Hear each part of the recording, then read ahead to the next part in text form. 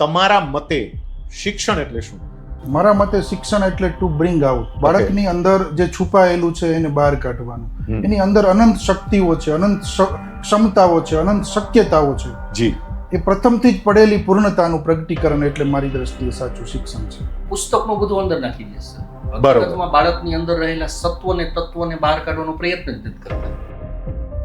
હનુમાન ચાલીસાની ખૂબ સરસ ચોપાઈ છે, હા. જે હનુમાન જ્ઞાન ગુણ સાગર. જ્ઞાન અને ગુણ બંનેનો સમન્વય એ સાચું શિક્ષણ છે. માતા પિતાની જે અપેક્ષાઓ છે તો ક્યાંક કંઈક અંશે માતા પિતાઓએ પણ પોતાની અપેક્ષાઓ બહુ જ મોટી કરી દીધી હોય એવું નથી લાગતું? યસ સર, માતા પિતાના અભરખા એ બાળકના બાળપણ પણ લીધી રહી છે. સર, એવું લાગે છે કે માતા પિતાએ પોતાની અપેક્ષાના પોટલા બાળકો ઉપર મૂકી દીધા. શિક્ષક અને વિદ્યાર્થી આ બંને વચ્ચેના સંબંધને લગતી તમને સ્પર્શી ગયેલી હોય એવી કોઈ ઘટના, એવી કોઈ વાત? મારો એક વિદ્યાર્થી સર, ઓકે. હવે ઘટના એવી બની સર કે બોર્ડની એક્ઝામને 2 દિવસની વાર હતી ત્યારે એના મમ્મીને 7 કરોડ જોઈને એના મમ્મી એક્સપાયર થઈ ગઈ. નમસ્કાર મિત્રો, હું છું આપનો દોસ્ત શૈલેષ સકપરિયા, મોટિવેશનલ સ્પીકર અને લેખક. મિત્રો, આપે ઘણા બધા વિષય પર મારી વાતો સાંભળી હશે, પણ આજે એક એવા વિષય પર વાર્તાલાપ કરવો છે, પોડકાસ્ટ કરવો છે કે જે વિષય પ્રત્યેક વ્યક્તિના જીવનને સ્પર્શે છે.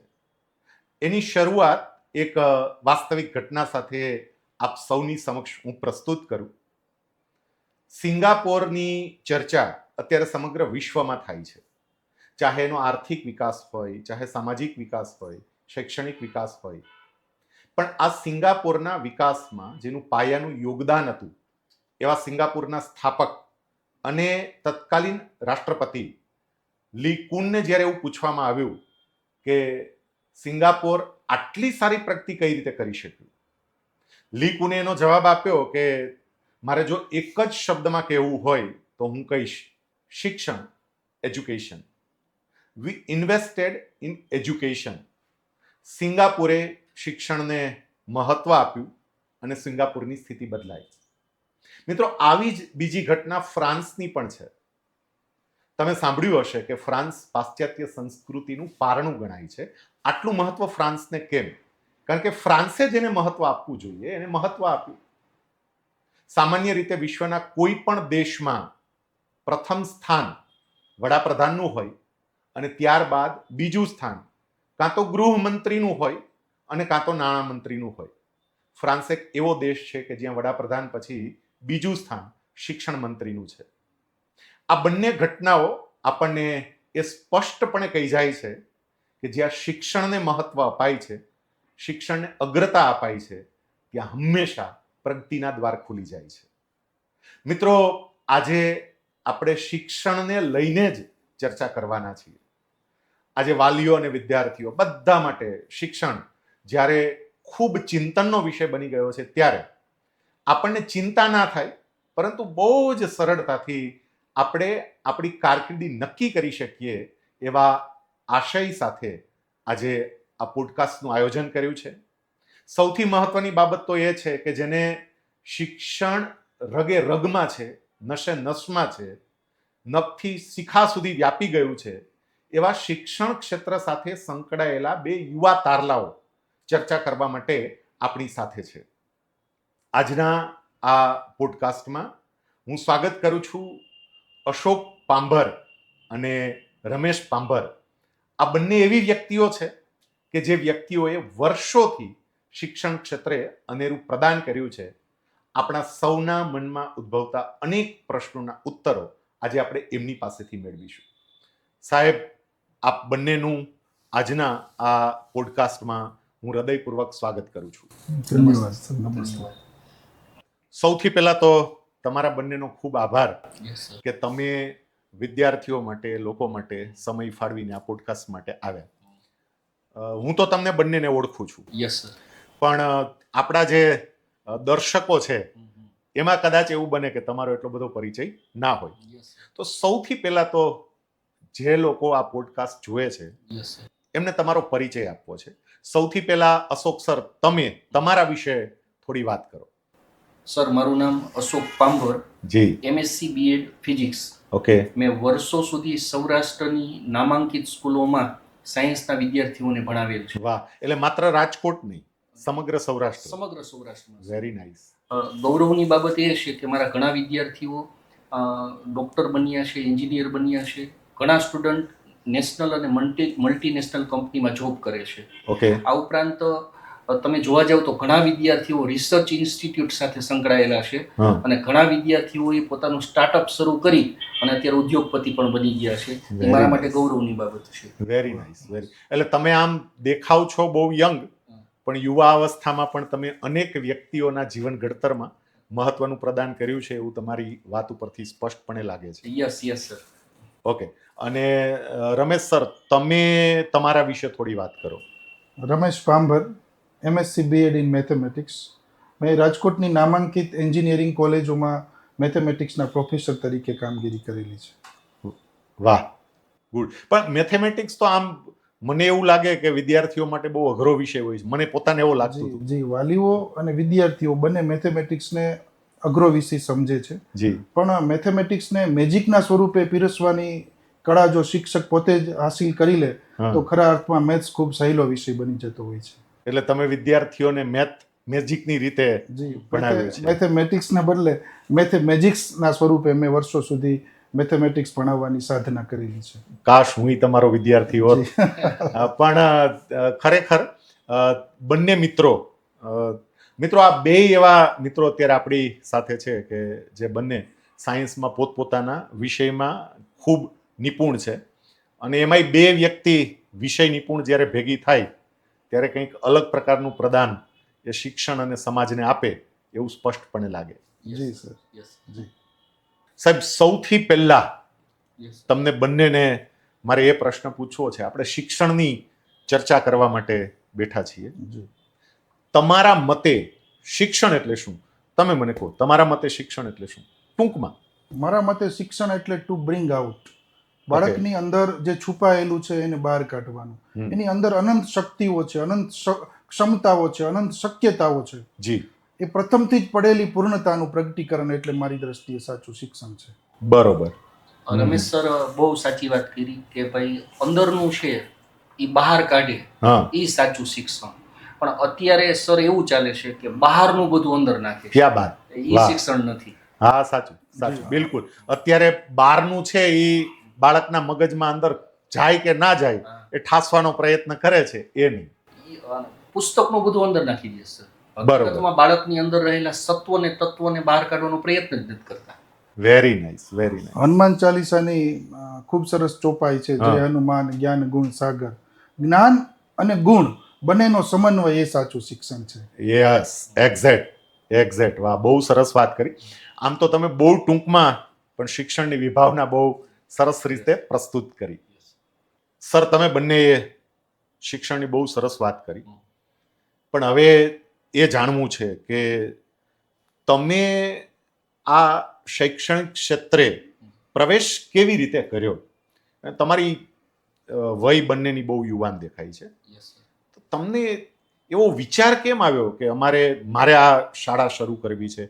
હું જ્યાં સુધી જાણું છું ત્યાં સુધી અત્યારે તમે અલગ અલગ 6 જેટલી શૈક્ષણિક સંસ્થાઓનું સંચાલન કરી રહ્યા છો. Yes, sir.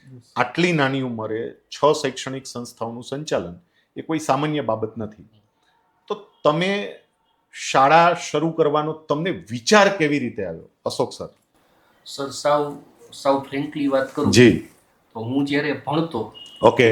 ત્યારે અભ્યાસ દરમિયાન સ્કૂલની અંદર મને જે બાબત ખૂચતી, ઓકે. મારા દેશના વિદ્યાર્થીઓને એ બાબત ખૂચે નહીં. હા. એટલે વિદ્યાર્થી કાળ દરમિયાન જ મેં એવું એક સ્વપ્ન જોયેલું કે મારે મારી શાળા શરૂ કરવી છે. એટલે મેં જે અનુભવેલું હતું એ અનુભવના આધારે મેં નક્કી કર્યું કે મને તકલીફ હતી એ વિદ્યાર્થીઓને ના પડવી જોઈએ. યસ. ઓકે. અને સર મેં એક સરસ મજાની સ્ટોરી વાંચેલી ઓકે. કે બોબ મુન્રો હા. નૈરોબીના મથારે સ્લમ વિસ્તારમાંથી પસાર થતા હતા ઓકે. અને એને જોયું કે અહીંના યુવાનો છે હા. એને ખરાબ લત છે, ઓકે. તો એને મથારે ફૂટબોલ ક્લબની સ્થાપના કરી. બરોબર. તો એનાથી ટૂંકા ગાળામાં સર એવો ફાયદો થયો કે હા. જે યુવાનો હતા ને એની અંદર જે દૂષણો હતા એ દૂર થયા. ઓકે. અને લાંબા ગાળે સર એવો ફાયદો થયો કે અત્યારે કેનિયાની ફૂટબોલ ઇન્ટરનેશનલ ટીમના જે ખેલાડીઓ છે ને ઓકે. એ બધા મથારે ક્લબના ખેલાડીઓ વાહ છે. વાહ, એટલે કોઈકે તો કંઈક કરવું પડે. બરોબર છે. વેણીભાઈ બરોબર. પુરોહિતનું ખૂબ સુંદર એક મુક્તક છે કે વાહ. કોક તો જાગે, કોક તો જાગે, કોક તો જાગે. કોણ જાગે? હું પોતે જ જાગું, હા, હું જ મારો અંદરનો દીવડો પ્રગટાવું. બરોબર. એવા વિચાર સાથે અમે આ તમે તો સાયન્સના ટીચર છો એટલે ગુજરાતીના થઈ ગયા હોય એવું લાગે. સાયન્સ ની યારે સાહિત્ય યારે મારો બહુ ઊંડો હે? શોખ છે. ક્યાં બાત સાહિત્યમાં હે, મને ક્યાં ખૂબ બાત રસ હે. છે. કોક તો જાગે, કોક તો જાગે, કોક તો જાગે. કોણ જાગે? તું જાગે તો તું જ થા આગે. કોક ઓકે. તો જાગે. હા. Yes, yes, sir. એટલે આ પ્રેરણાને આધારે અમે સ્કૂલ શરૂ કરવાનું સર વિચાર્યું. જી, વાહ. એટલે ટૂંકમાં વિદ્યાર્થી કાળ દરમિયાન આપણને જે તકલીફો પડતી હતી એવી તકલીફો આવનારી પેઢીને ના પડે એ આપણા અનુભવોના આધારે સ્કૂલની સ્થાપનાનો વિચાર આવ્યો. જી sir. yes. That's very nice. સાહેબ, તમે બંને ગામડામાંથી આવો છો યસ સર. જી.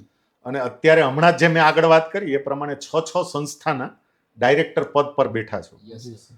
તો એક ગામડાના છોકરાની ડાયરેક્ટર પદ સુધીની જર્ની આ કેવી રીતે શક્ય બને? જી સર, અમે બંને વતી હું જ જવાબ આપી દઉં છું તમને કે અમે ગામડેથી બિલોંગ કરીએ છીએ ઓકે. અને સામાન્ય ખેડૂતના દીકરા છીએ. હા, ભણતા હતા ત્યારથી જ કંઈક કરવાના એક જનૂન હતું, સ્વપ્નાઓ જોયા હતા, દ્રઢ સંકલ્પો કર્યા હતા હા. અને સંઘર્ષ અને સંયમ સાથે અમે આ સ્થિતિએ પહોંચ્યા છીએ, સફળ થયા છીએ. વાહ, વેરી નાઇસ. જી. એનો મતલબ એવો થયો કે કોઈ પણ વ્યક્તિએ સફળ થવું હોય, સંકલ્પ કરે, સંઘર્ષ કરે, થોડો સંયમ રાખે તો સફળતા એના સુધી પહોંચી જશે. Sure. સર હું એમાં એક બાબત ઉમેરું છું હા, કે સફળતા માટે એક તો ધીરજ રાખવી ખૂબ જરૂરી છે જી, અને પોઝિટિવ એટીટ્યુડ સાથે વ્યક્તિ આગળ વધે એટલે કોઈ પણ વ્યક્તિ એ સફળ થઈ શકે.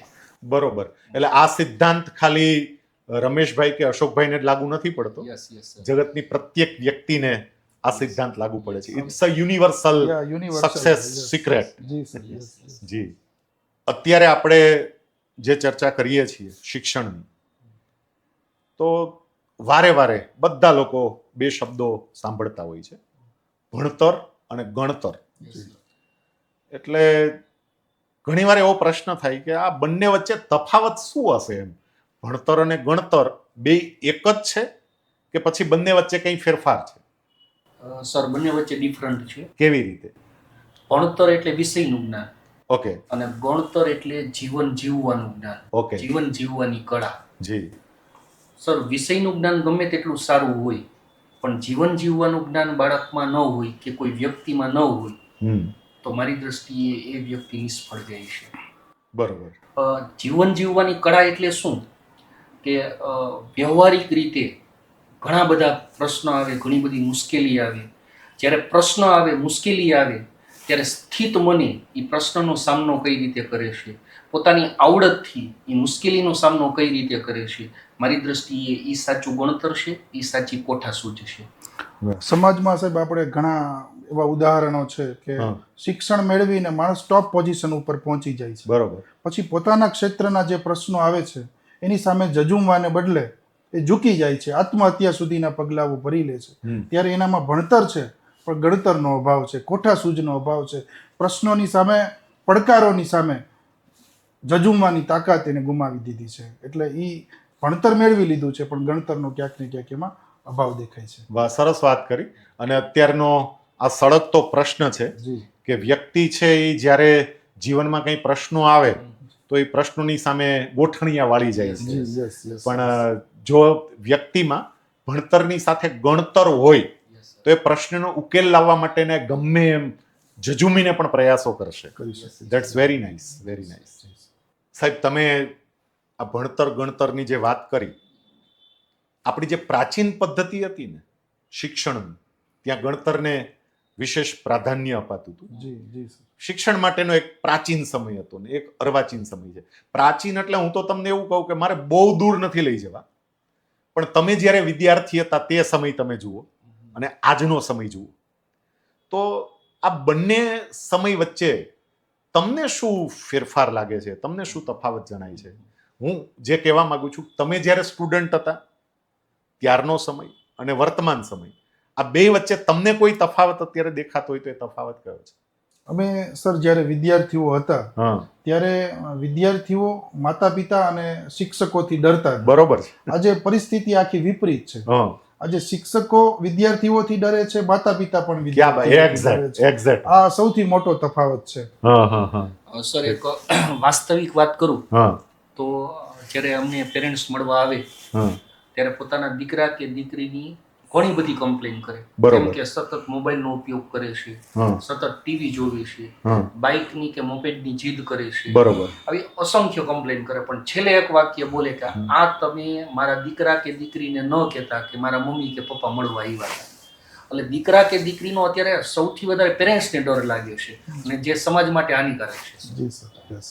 વાહ સાહેબ, આપે જે વાત કરી જી કે અત્યારે માતા પિતા અને શિક્ષકો બાળકોથી ડરે છે, બહુ જ વાસ્તવિક વાત કરી. પણ ક્યાંક એવું નથી લાગતું કે માતા પિતાની જે અપેક્ષાઓ છે એ અપેક્ષાઓ પણ પોતાના સંતાનો પ્રત્યે ખૂબ વધી ગઈ હોય? આપણે જ્યારે નાના હતા, આપણા માતા પિતા આપણી પાસે જે અપેક્ષા રાખતા, અત્યારના માતા પિતા એમના સંતાનો પાસે જે અપેક્ષા રાખે છે, તો ક્યાંક કંઈક અંશે માતા પિતાઓએ પણ પોતાની અપેક્ષાઓ બહુ જ મોટી કરી દીધી હોય એવું નથી લાગતું? યસ સર, માતા પિતાના અભરખા એ બાળકના બાળપણને ભરખી જાય છે. વાહ. સર એવું લાગે છે હા, કે માતા પિતાએ પોતાની અપેક્ષાના પોટલા બાળકો ઉપર મૂકી દીધા. બરોબર. સાચી વાત. આવું બાળક નથી દોડી શકતું કે હમ. નથી પૂરી ક્ષમતાથી કામ અપેક્ષાના બોજાને કારણે. અપેક્ષાના બોજાને કારણે સર. હા, એટલે માતા પિતાની એટલી બધી અપેક્ષાઓ છે કે બાળકને રિયાલિટીમાં શું કરવું ને એ પોતાને ખબર જ નથી પડતી. બિલકુલ. હા, માતા પિતા બાળકને સચિન તેંડુલકર બનાવવા માંગે છે, હા, લતા મંગેશકર બનાવવા માંગે છે, માઇકલ જેક્સન બનાવવા માંગે છે અને શ્રવણી બનાવવા એટલે ઓલ ઇન વન જોઈ છે. આ એક જ બાળકમાં બધી પ્રતિમાઓ અને પ્રતિભાવો એ મૂકવા માંગે છે. મારી દ્રષ્ટિએ એ શક્ય નથી. તમારી દ્રષ્ટિએ ઈ શક્ય નથી, કુદરતની દ્રષ્ટિએ એ શક્ય નથી. બરોબર, બહુ સરસ. વાસ્તવિકતાથી સંપૂર્ણપણે વિપરીત છે. જી જી જી. આપણે માતા પિતાની ભૂમિકાની બધી વાતો કરીએ છીએ, તો તમે ઘણા સમયથી શિક્ષણ સાથે સંકળાયેલા છો. માતા પિતાએ પોતાના બાળકના સર્વાંગી વિકાસ માટે કઈ બાબતો ધ્યાનમાં રાખવી જોઈએ? તમારું શું સજેશન છે? Yes, sir. મારી દ્રષ્ટિએ માતા પિતાએ બાળકના સર્વાંગી વિકાસ માટે સૌથી પહેલાં તો ધીરજ રાખવી જોઈએ. ઓકે, એક સમય લાગતો હોય છે. નાનકડો છોડ હોય એને વટવૃક્ષ બનવા માટે એક સમય લાગતો બિલકુલ હોય છે. બિલકુલ. આપણે કેરી બે રીતે પાકે છે. એક હા. કાર્બાઇડથી કેરી પાકે છે અને એક પ્રાકૃતિક રીતે નેચરલી કેરી પાકે છે. બરોબર. કાર્બાઇડથી કેરી પકાવવાનું સૌથી મોટું જોખમ એ છે કે એમાં કોઈ સ્વાદ હોતો નથી ઓકે, અને હેલ્થ માટે પણ એ નુકસાનકારક છે. બરોબર. પ્રાકૃતિક રીતે જે કેરી પાકે છે એમાં સ્વાદ ખૂબ સારો હોય છે. હા. તો બાળકના સર્વાંગી વિકાસ માટે માતા પિતા ધીરજ રાખે એને પ્રાકૃતિક રીતે પાકે, પ્રાકૃતિક રીતે બાળક તૈયાર થાય એ માટે પૂરતો સમય આપે, પૂરતો અવકાશ આપે, હળવાશ આપે અને મોકળાશ આપે. Very nice. ક્યાં બાત, ક્યાં બાત. આ ઉપરાંત સર, સર્વાંગી વિકાસ બાળકનો કરવો હોય હા, તો માતા પિતાએ બાળક પાસે પોતાનું કામ પોતાની રીતે જ કરે એવું વાતાવરણ. બહુ જરૂરી વાત કરી Yes, તમે. Yes yes, yes. અત્યારે બાળકોના બધા જ કામ એના મમ્મી કે પપ્પા કરી દે છે, બિલકુલ તો વિકાસની અપેક્ષા કઈ રીતે રાખી શકીએ સર? સાચું. ઈયળમાંથી પતંગિયું તો જ બને કે એને પીડામાંથી પસાર થવું જોઈએ. એક્ઝેક્ટ. અત્યારે માતા પિતા સર એવું ઈચ્છે છે કે મારા બાળકને કોઈ પણ પ્રકારની પીડા થવી જ ન જોઈએ. જો પીડા ન થઈ સર તો ઈયળ જ રહે, ક્યારેય વાહ. પતંગિયું ન. બની જ ન શકે. વાહ. બરાબર. આ તમે જે આ વાત કરી ને એટલે મને એક સરસ મજાની ઘટના યાદ આવી ગઈ જી. કે જ્યારે કૃષ્ણ અર્જુનને એક અલગ દિશામાં જવાનું કહે છે, આમ તો બધા પાંડવોને મોકલે છે અને તમને કંઈ કૌતુક જોવા મળે તો તમે પાછા આવજો એવી વાત કરે છે. જી. તો અર્જુનને કૃષ્ણ એવું પૂછે છે કે અર્જુન, તું જે દિશામાં ગયો ત્યાં તે શું કૌતુક જોયું, આશ્ચર્ય શું જોયું? અર્જુન એવું કહે છે કે મેં છે ને એવું જોયું કે એક ગાયે વાછડાને જન્મ આપ્યો હતો અને ગાય વાછડાને એટલી ચાટતી હતી કે એને લોહી નીકળવાનું ચાલુ થયું, એની ચામડી ઉતરતી હતી અને તોય ગાય ચાટતી હતી એમ. તો મને સમજાતું નથી કૃષ્ણ કે એ આવું કેમ થતું હશે. કૃષ્ણ એવું કહ્યું કે આ કળિયુગના લક્ષણ છે. માતા પિતા પોતાના બાળકોને એટલા ચાટશે કે એને લિટરલી લોહી નીકળતું હશે ને ચામડી ઉતરતી હશે, પણ એને એવું લાગશે કે હું પ્રેમ કરું છું. પણ તમે બહુ સરસ વાત કરી. સાચો પ્રેમ એ છે કે જે બાળકને પીડા પણ આપે કે તકલીફ પણ આપે, જે પીડાને કારણે બાળકનો વિકાસ થાય. સર, તમે બંને પ્રાચીન શિક્ષણ પદ્ધતિ આપણી જે હતી એનાથી પણ પરિચિત છો. ભલે એક કાળમાં નહોતા, પણ તમારા વાંચનને કારણે તમે એનાથી પરિચિત છો. અને અત્યારની આપણી જે અર્વાચીન શિક્ષણ પદ્ધતિ છે એનાથી પણ પરિચિત છો. તમારા અનુભવના આધારે તમે એ કહો કે અત્યારે બાળકનો સંપૂર્ણ વિકાસ થાય એના માટે શિક્ષણ પ્રણાલી કેવી હોવી જોઈએ કે જેથી કરીને વિદ્યાર્થી છે એ વિદ્યાર્થી અને વાલી એ બંને કંઈક મેળવી શકે. સર, અમે દ્રઢપણે એવું માનીએ છીએ કે માત્ર થિયોરિટિકલ બેઝડ એજ્યુકેશન નહીં, ઓકે, પ્રેક્ટિકલ એપ્રોચ હોવો જોઈએ, પ્રેક્ટિકલ બેઝડ એજ્યુકેશન હોવું જોઈએ. હું તમને એક ઉદાહરણ આપું સર, કે બીકોમની અંદર કોઈ સ્ટુડન્ટને ફર્સ્ટ ક્લાસ આવ્યું હોય, બરોબર, અને એને ડિગ્રી મળી જાય બીકોમની, હા, એ થિયોરિટિકલ બેઝડ એજ્યુકેશન થયું. ઓકે, હવે એને તમે બેંકના 5 કામ સોંપો ને સર, તો એક કામ પણ ન કરી શકે. બહુ સાચી વાત કરી, બહુ સાચી વાત કરી. સાયન્સની અંદર હું તમને સર સમજાવું કે મોટાભાગે વિદ્યાર્થીઓ એવું કહેતા હોય કે સાયન્સ હાર્ડ પડે, સાયન્સ હાર્ડ પડે. એનું કારણ શું કે વિદ્યાર્થીઓને માત્ર ને માત્ર બોર્ડમાં કઈ રીતે માર્ક લેવાની એ થિયોરિટિકલ જ સમજાવવામાં આવે છે. ઓકે, પ્રેક્ટિકલ એપ્રોચ જ અત્યારે નથી. હું તમને એક ઉદાહરણ આપું કે બાળકને મેથેમેટિક્સની અંદર જ્યારે ત્રિકોણમિતિ ભણાવવામાં આવે, ઓકે, તો હકીકતમાં ત્રિકોણમિતિનો વ્યવહારમાં વાસ્તવમાં ક્યાં ઉપયોગ થયો, એને કારણે કેવા પ્રકારના પુલ બન્યા, એને કારણે કેવા પ્રકારનું ઇન્ફ્રાસ્ટ્રક્ચર ઊભું થયું, જો સાથે સાથે એનું પણ જ્ઞાન આપવામાં આવે ને તો વિદ્યાર્થીને સબ્જેક્ટ પ્રત્યે અને સાયન્સ પ્રત્યે રુચિ વધે. એટલે પ્રેક્ટિકલ બેઝડ એજ્યુકેશન એના અમે અભિપ્રાય આપીએ છીએ. Very nice. સાઇન થીટા અને કોસ થીટા મને આજની તારીખે નથી સમજાણું કે હું કામ પડતો હતો, પણ જો એ પ્રેક્ટિકલ સાથે જો સમજાવવામાં આવે તો એમને ખરેખર પ્રેમ પણ વધે વિષય પ્રત્યે. Very nice. બીજી વાત એ પણ છે સાહેબ કે વિદ્યાર્થીઓમાં ક્રિટિકલ થિંકિંગ ડેવલપ થાય. ઓકે, ક્રિટિકલ કન્ડિશન્સમાં એ સારામાં સારું કઈ રીતે વિચારી શકે એ સ્કિલ પણ બાળકમાં ડેવલપ થાય. એ સાચી શિક્ષણ પ્રણાલી છે. એ ક્રિએટિવ થિંકિંગ કરે, કંઈક નવું ઇનોવેટિવ વિચારસરણીથી કંઈક પોતાની રીતે ઊભું કરે. જે રૂઢિગત ઢાંચા છે એમાંથી બહાર નીકળી અને નવું સર્જન કરવા માટે એ વિચારે, એ પણ શિક્ષણ પ્રણાલીનો એક ભાગ છે. Very nice. એટલે શિક્ષણ પ્રણાલી કે એજ્યુકેશન સિસ્ટમ આપણી એવી હોવી જોઈએ કે જે માત્ર ને માત્ર થિયોરી બેઝ ઉપર ના હોય, એની સાથે સાથે પ્રેક્ટિકલ એઝ વેલ એઝ એનું થિંકિંગ બ્રોડ કરે, એ પ્રકારની જોઈએ. સાહેબ, તમે બંને જ્યારે શિક્ષણ ક્ષેત્ર સાથે સંકળાયેલી વ્યક્તિ બેઠા છો, દરેક વાલીની એક મનોવેદના હોય છે, એ તમારી પાસે વ્યક્ત કરવી છે. સામાન્ય રીતે છે ને આપણે શાકભાજી ખરીદવા માટે જઈએ ને તો પણ કેટલું વિચારતા હોઈએ છીએ આપણે. તો જ્યારે બાળકને કોઈ શાળામાં અભ્યાસ માટે મૂકવો હોય ત્યારે વાલીઓ બહુ કન્ફ્યુઝ થતા હોય છે કે અમારે કઈ શાળા અમારા બાળક માટે પસંદ કરવી જોઈએ.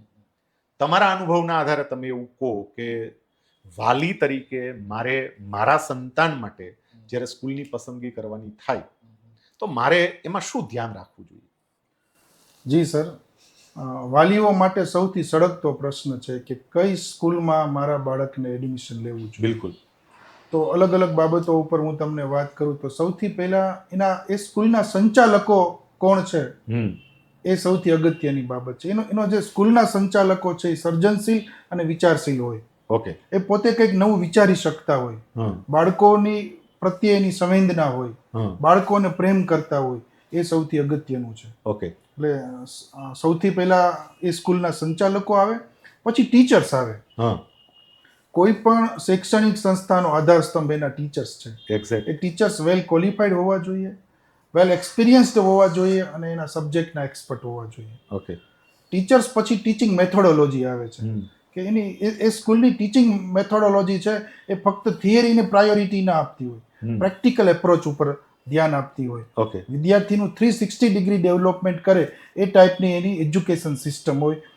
એનું પણ ટીચિંગ મેથોડોલોજી સૌથી અગત્યની છે. ત્યારબાદ ઇન્ફ્રાસ્ટ્રક્ચર. અત્યારે બાળકને સારું ઇન્ફ્રાસ્ટ્રક્ચર મળે, સારું રમતગમતનું ગ્રાઉન્ડ મળે જે અત્યારે હોતું જ નથી. હોતું જ નથી. યસ, એટલે ઇન્ફ્રાસ્ટ્રક્ચર પણ ખૂબ જ મહત્વનું છે.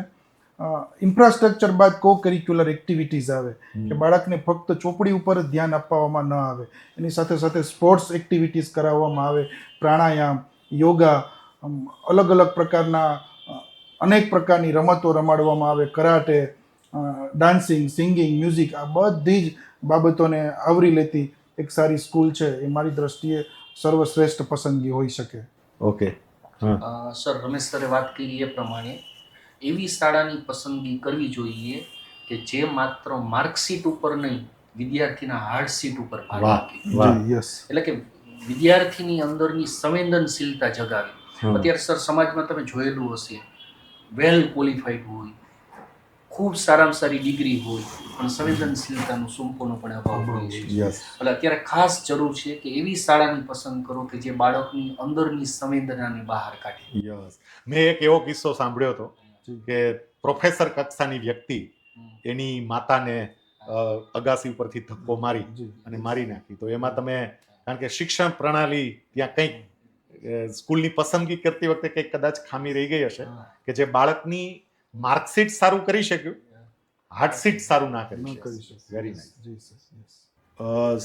સાહેબ, એક બાબત એવી છે યસ સર. કે કેટલાય વાલીઓ યસ સર. મને મળવા માટે આવે, Yes, મને sir. ફોન કરે. તો અત્યારે મેં એક જોયું છેલ્લા કેટલાક સમયથી કે વાલીઓ સીબીએસસી વારે વારે બોલે કે મારા બાળકને મારે સીબીએસઈમાં ભણાવવું છે.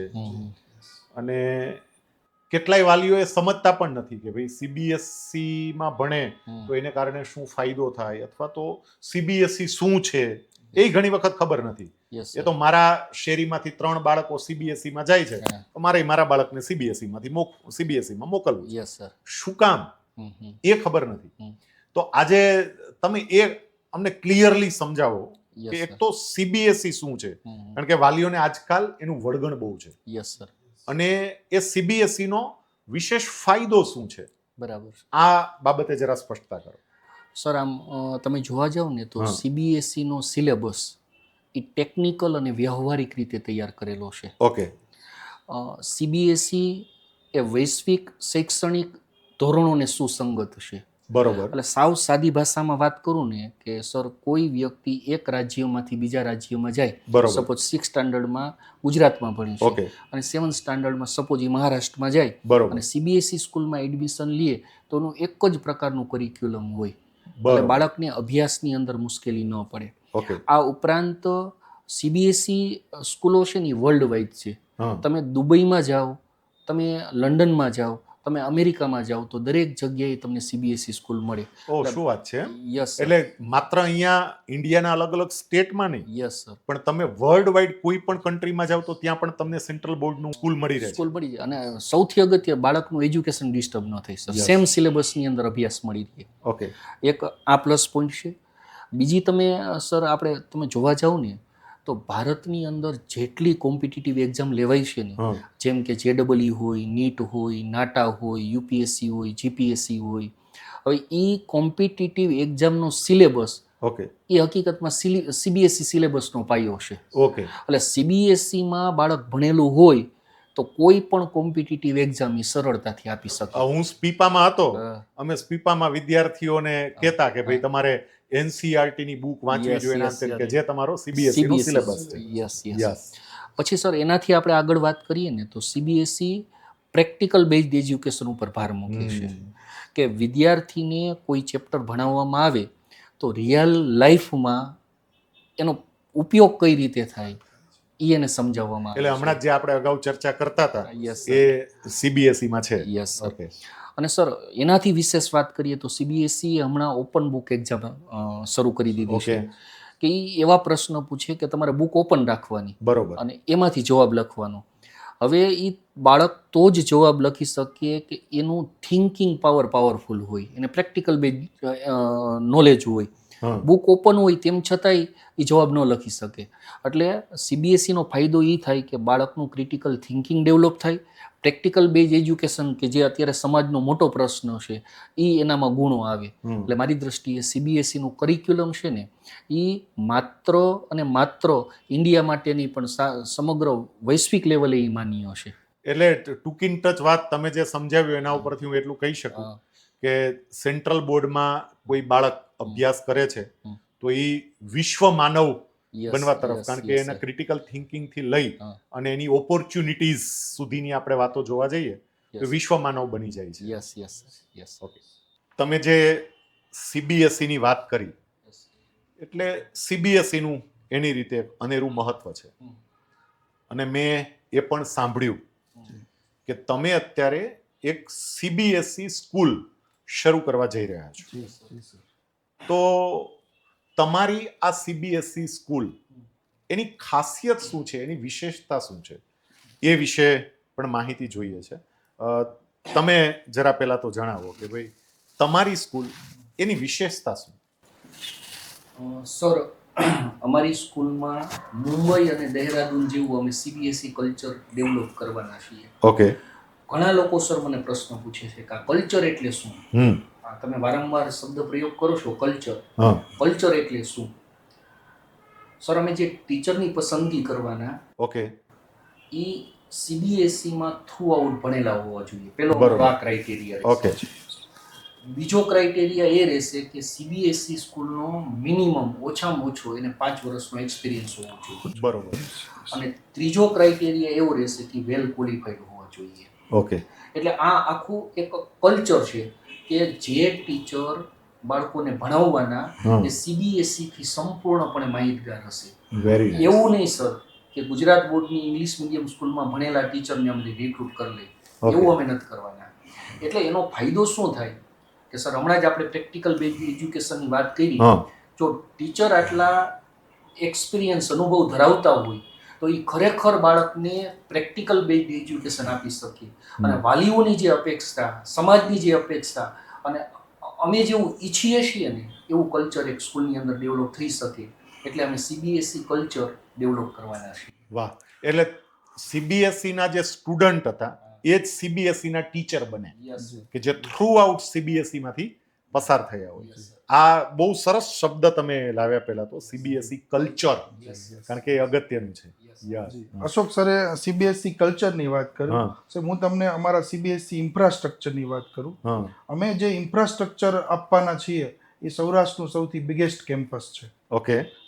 એના classrooms, laboratories, well equipped laboratories, computer lab, library, અમારું ઓડિટોરિયમ, અમારું સ્પોર્ટ્સ ગ્રાઉન્ડ, એ બધું અદ્ભુત હશે. હા. જે અમે સ્પોર્ટ્સ ગ્રાઉન્ડ ડિઝાઇન કરેલું છે, ડેવલપ કરેલું છે, એ નેશનલ લેવલના બધા પ્રોટોકોલ્સને ધ્યાનમાં રાખી અને દરેકે દરેક રમતના એ પ્રકારના સ્પોર્ટ્સ ગ્રાઉન્ડ અમે ડેવલપ કરેલા છે. એટલે કલ્ચરની સાથે સાથે અમારું ઇન્ફ્રાસ્ટ્રક્ચર પણ અતિ આધુનિક છે અને વિદ્યાર્થીઓને અને વાલીઓની પ્રથમ પસંદગી બને તે પ્રકારની અમારી સીબીએસઈ સ્કૂલનું કેમ્પસ છે. અચ્છા, એટલે જે કલ્ચરની વાત કરી તો એ કલ્ચરને અનુરૂપ ઇન્ફ્રાસ્ટ્રક્ચર હોવું જોઈએ કે જે બંનેનો તમે ત્યાં સમન્વય કર્યો છે. સમન્વય કરેલો છે. ઓકે. હમણાં જ અશોક સરે વાત કરી કે એક કલ્ચર સીબીએસઈ સ્કૂલ માટે બહુ અગત્યનું છે અને એમાં ટીચરની અત્યંત મહત્વની ભૂમિકા છે. તો તમારી સ્કૂલ માટે તમે જ્યારે શિક્ષકની પસંદગી કરશો, ખાસ તો તમને પૂછવું છે, જી સર. તો તમે કેવી રીતે કરશો? એમ ટીચરની પસંદગી કેમ કરશો? અમે સર ટીચર્સ રિક્રુટ કરવાના જ નથી. નહીં, ટીચર રિક્રુટ નહીં કરો તો પછી આ બધું સંભાળે કોણ? સર, ટીચર્સ નહીં, અમે મેન્ટોર રિક્રુટ કરવાના છીએ. હા. ટીચર્સ વિદ્યાર્થીને ફક્ત પુસ્તકીય જ્ઞાન આપે છે, હા. એને પરીક્ષા માટે તૈયાર કરે છે, જ્યારે મેન્ટોર છે એને જીવન માટે તૈયાર કરે છે. Very nice. જીવનની અઘરામાં અઘરી કસોટીઓમાંથી, પડકારોમાંથી કેમ પાર ઉતરવું એ કાઉન્સેલર મેન્ટોર તૈયાર કરે છે. મેન્ટોર એ વિદ્યાર્થીનો ફ્રેન્ડ છે, ફિલોસોફર છે અને ગાઈડ છે. જે આજના સમયમાં બહુ જ જરૂરી છે. ખૂબ જ જરૂરિયાત છે એની. એટલા માટે અમે ટીચર્સ નહીં, અમે મેન્ટોર રિક્રુટ કરવાના છીએ. Very nice, very nice. Sir, હું એમાં એક બાબત એડ કરું. હા. સર, અમેરિકાની અંદર જે જેન્ટ્સ ટીચર હોય ને હા એને સર્વનામ હીની જગ્યાએ સી વપરાય છે. યસ ઓહ, યસ હા. યસ કારણ કે શિક્ષક એટલે માતૃત્વ, બરોબર. જે માતા જેવો પ્રેમ આપી શકે, જે માતા જેવું હેત કરી શકે, એવા શિક્ષકની અમે પસંદગી કરવાના છીએ. બહુ સરસ મજાની એક વાત કરું ને સર, જી. તો જન્મ દેનારી માતા દેવકી હા. એના ઘરે હશે, બરોબર. અને એને પાલન કરનાર, પ્રેમ આપનાર, હેત આપનાર માતા યશોદા એ અમારી સ્કૂલમાં હશે. ક્યાં બાત, ક્યાં બાત. એટલે તમે ટૂંકમાં તમારી સ્કૂલમાં યશોદાની ભરતી કરવાના છો. Yes, yes. વાહ, જે આજના સમયમાં અત્યંત જરૂરી છે. તમે બંને મિત્રો છેલ્લા 2 દાયકાથી શિક્ષણ ક્ષેત્રમાં કામ કરો છો. શિક્ષક અને વિદ્યાર્થી આ બંને વચ્ચેનો સંબંધ એટલે અત્યંત નાજુક સંબંધ. જી અને એમાંય વર્તમાન સમયે આપણે જોઈએ કે વાલીઓ જ્યારે પોતાના સંતાન માટે પૂરતો સમય નથી આપી શકતા, જી ત્યારે શિક્ષકે માત્ર શિક્ષક નહીં, વાલીની ભૂમિકામાં પણ આવવું પડે. જી યસ તો શિક્ષક અને વિદ્યાર્થી આ બંને વચ્ચેના સંબંધને લગતી તમને સ્પર્શી ગયેલી હોય એવી કોઈ ઘટના, એવી કોઈ વાત એ તમારી પાસેથી જાણવી છે. જી સર, આપણે ઇતિહાસની એક સમાન 2 ઘટનાઓની હું વાત કરું. હા એક સિકંદર અને પોરસની વાત છે. બરોબર. સિકંદર પોરસને કેદ કરે છે હા અને પૂછે છે કે તારી છેલ્લી ઈચ્છા શું? ત્યારે પોરસ એમ કહે છે કે મને મુક્ત કરો, બરોબર. અને સિકંદર ઉદારતાથી એને મુક્ત કરી દે છે. હા એને પેરેલલ બીજી એક ઘટના છે, હા એમાં મોહમ્મદ ગોરી પૃથ્વીરાજ ચૌહાણને કેદ કરે છે બરોબર. અને એમને પૂછે છે કે તમારી છેલ્લી ઈચ્છા? ત્યારે પૃથ્વીરાજ ચૌહાણ એમ કહે છે કે મુક્ત કરો. હા પરંતુ મોહમ્મદ ગોરી છે પૃથ્વીરાજ ચૌહાણને મુક્ત નથી કરતા, મૃત્યુદંડ આપે છે. હા આ એક સમાન 2 ઘટના, પરિણામ કેમ જુદા? બરોબર. પોરસને મુક્ત કરવામાં આવે છે હા અને પૃથ્વીરાજ ચૌહાણને ચૌહાણને મૃત્યુદંડ મૃત્યુદંડ. આપવામાં આવે છે. એના પાયામાં ગુરુઓ છે, શિક્ષક છે. હા હા સિકંદરના ગુરુ એરિસ્ટોટલ હતા. ઓકે. એ એરિસ્ટોટલે સિકંદરને માનવતાના પાઠો ભણાવ્યા હતા. બરોબર. એટલે સિકંદર સામ્રાજ્યવાદી હોવા છતાંય માનવતાવાદી પહેલા હતો. બરોબર. જ્યારે મોહમ્મદ ગોરીને કોઈ સારા શિક્ષક નહોતા મળ્યા, હા એટલા માટે સામ્રાજ્યવાદી હતો પણ એનામાં માનવતા જરાય નહોતી. એટલે ઇતિહાસની સૌથી મને સ્પર્શી ગઈ હોય ને એવી એવી. શિક્ષક અને વિદ્યાર્થીના સંબંધની વાહ. આ સર્વશ્રેષ્ઠ ઘટના છે. Very nice. સર, હા. આ ઐતિહાસિક ઘટના છે. ઓકે હું વર્તમાનમાં હમણાં જ બનેલી એક ઘટનાની વાત કરું. ઓકે. મારો એક વિદ્યાર્થી સર 12 સાયન્સની અંદર ભણતો હતો, હા. અને હોશિયાર અને શાંત અને ડાહ્યો વિદ્યાર્થી. ઓકે. હવે ઘટના એવી બની સર કે બોર્ડની એક્ઝામને 2 દિવસની વાર હતી ને, હા ત્યારે એના મમ્મીને સાપ કરડ્યો અને એના મમ્મી એક્સપાયર થઈ ગયા. ઓહ અમને ફોન આવ્યો, અમે એ બાળકને એના મમ્મીના અંતિમ સંસ્કારમાં લઈ ગયા. હા પછી અમે બધા શિક્ષકો એને જેટલા ભણાવતા હતા એની બાજુમાં બેઠા, એનું કાઉન્સેલિંગ કર્યું, એને એટલો બધો સમજાવ્યો કે બેટા જે ઘટના બની ગઈ એ બની ગઈ. હવે તારા મમ્મીને સાચી શ્રદ્ધાંજલિ આપવી હોય તો તું સારામાં સારું રિઝલ્ટ આપીને બતાવ. બરોબર. એટલે એ વિદ્યાર્થી સર વાંચવા બેસી ગયો. હમ. શિક્ષકો સતત માથે ને માથે હતા અને એને બોર્ડની એક્ઝામ આપી, અને ચમત્કાર એવો બન્યો સર કે 99 અપ પીઆર આવ્યા. ઓહો. એ વિદ્યાર્થીને મેડિકલ કોલેજની અંદર એડમિશન મળી. હા સર, આ અમારા જીવનની અંદર સ્પર્શેલી સૌથી અગત્યની ઘટના. વાહ વાહ. સર, સાચો શિક્ષક એને કહેવાય કે માત્ર ભણાવે નહીં, પણ દરેક પરિસ્થિતિમાં વિદ્યાર્થીના હાથ સાથે હાથ મિલાવે, એના ખંભા ઉપર હાથ મૂકી શકે, અને વિદ્યાર્થી જ્યારે મોટી ઉંમરનો થાય તેમ છતાંય શિક્ષક પાસે આવી અને પ્રશ્ન પૂછી અને એના પ્રશ્નોનું નિરાકરણ કરી શકે. મારી દ્રષ્ટિએ આ શિક્ષક અને શિષ્ય વચ્ચેનો સાચો સંબંધ છે. એટલે શિક્ષક અને વિદ્યાર્થી એ સંબંધ માત્ર શાળા કે કોલેજ પૂરતો મર્યાદિત નથી, પણ આજીવન એ રહે છે. જીવન પર્યંત એ સંબંધ સચવાયેલો રહે છે. Yes, very nice. અને તમે એક બહુ સરસ વાત કરી કે જ્યારે કોઈ વ્યક્તિ નીચે પડે Yes, sir. તો એ વખતે એને કોઈનો હાથ જોઈ કે જે ઝાલીને એ ઊભો થઈ શકે. જી જી અને વિદ્યાર્થી માટે એ હાથ શિક્ષકનો હોય તો એ તરત હાથ પકડીને પાછો ઊભો થઈ શકે. યસ યસ ખૂબ સરસ. તમે બંને મિત્રોએ તમારો અમૂલ્ય સમય આપ્યો, જુદી જુદી પ્રશ્નો પર, જુદી જુદી દ્વિધાઓ પર તમે ખૂબ સરસ રીતે વાતો કરી. તમારો હૃદયપૂર્વક આભાર. અમે બધા તમારા ઋણી છીએ કે તમે આવીને શિક્ષણને લગતી વાલીઓને મૂંઝવતી કેટલીક સમસ્યાઓ વિશે પણ ખૂબ સરસ સમાધાનો આપ્યા છે. આપનો ફરીથી આભાર. Thank you sir.